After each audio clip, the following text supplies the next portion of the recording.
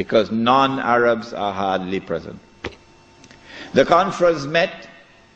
The conference decided that the Khilafah was an essential part of the deen, that it was bid'ah and haram to abolish it, that the Khilafah must be restored, but we don't know how to do it. So let's go back home and come back after 1 year. That was the decision. We don't know how to do it.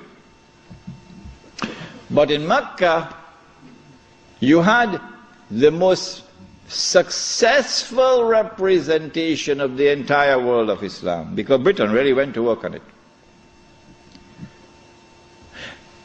This conference is now convened, but strangely for the Wahhabi movement.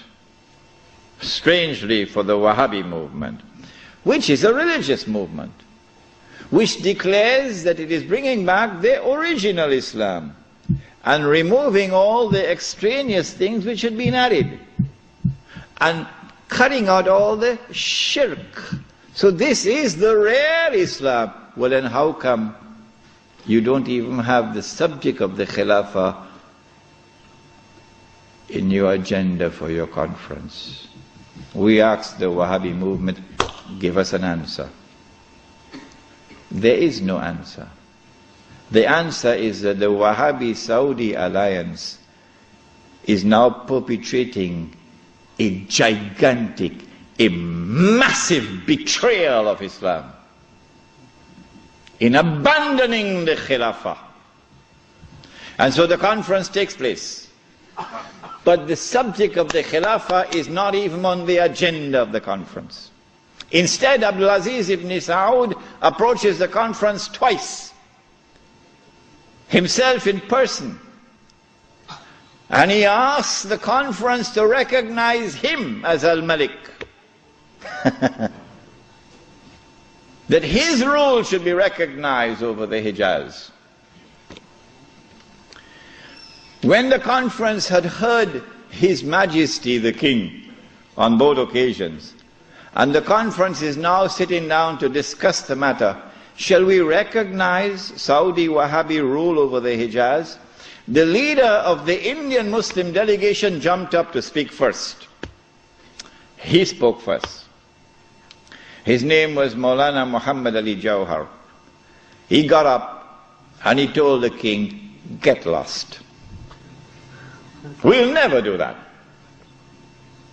As soon as the leadership of the Indian Muslim delegation had established its position of rejecting the claim of the Saudi Wahhabi leadership for sovereignty and control over the Hijaz, the rest of the delegates couldn't say, That was the power of a man who knew Islam and lived Islam. And so the conference ended without giving to the Saudi Wahhabi rule over the Hijaz recognition. They decided that they'll meet every year, but that was the last time they ever met. This then was the response of the world of Islam to the abolition of the Khilafah. In 1930, I think, or 31, Hajj Amin al-Hosein in Jerusalem felt that the ominous advance of the Jews in the Holy Land required a response from the world of Islam.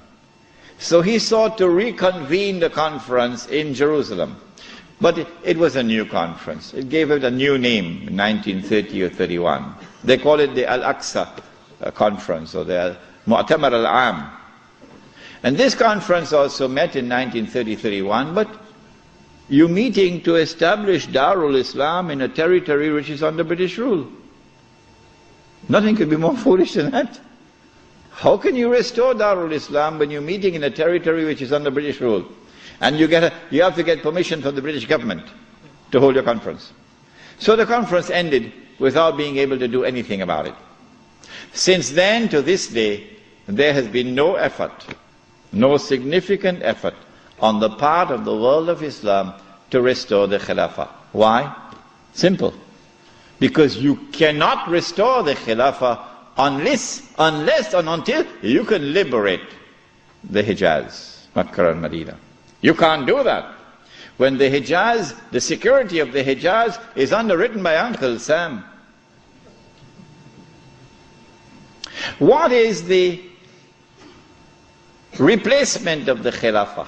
Around the world, beginning with the secular Republic of Turkey, and then an Iran which resembles a Shia republic but essentially is a secular republic, and then the secular Republic of Pakistan, which of course has now become the American Republic of Pakistan. And then in 1933, the Republic of Saudi Arabia, but they're parading as a monarchy. But it's actually a secular state.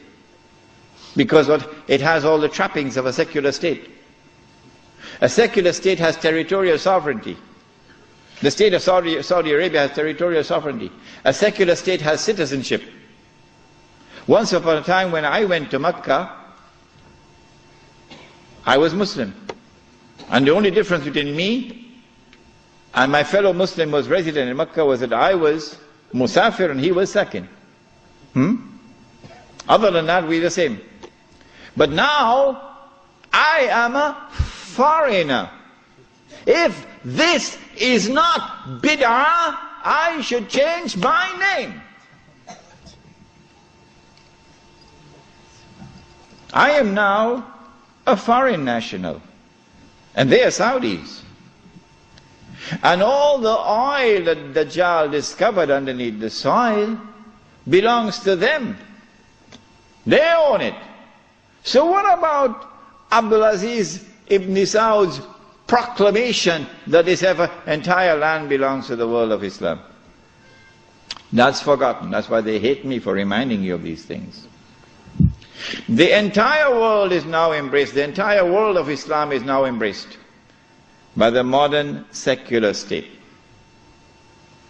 Now let me say to you before I leave Australia, any Muslim, whenever I talk on two subjects, a lot of people now begin to behave strangely towards me. But while it pains my heart, it will not change me. Because I do not teach Islam to please people. I try to do it to please my Lord.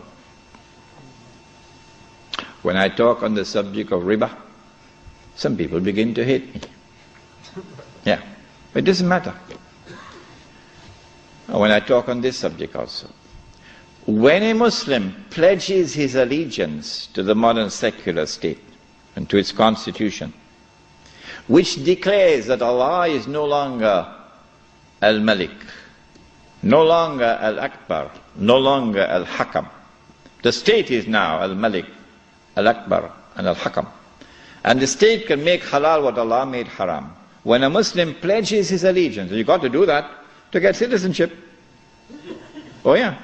Can't get a US passport without pledging allegiance. When you do that, you commit shirk. If you don't believe me, no problem. No problem. When you reach the grave, then you will see. When a Muslim goes and votes in the elections to constitute the government which will preside over this shirk, you enter into shirk. But if you don't believe me and you want to go and vote in the elections, I am not stopping you. So don't let there be any bad blood between us. I'm not stopping you. But when you enter in the grave and you find that you've entered into shirk, do not plead ignorance. That's all. Stand up like a man and take it on that day. This is now the universal shirk that the Prophet ﷺ had prophesied.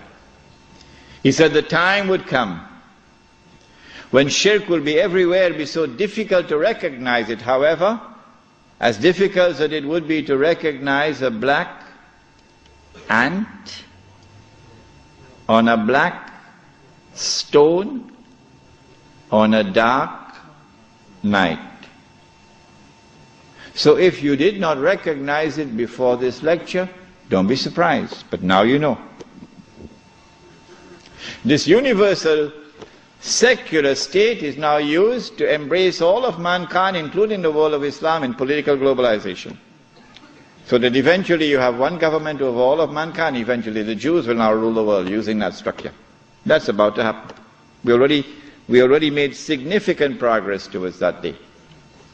When you read this book, Jerusalem in the Quran, which I believe is the first and only book on the subject, because you couldn't write this book before 1948. Nobody could write it before 1948.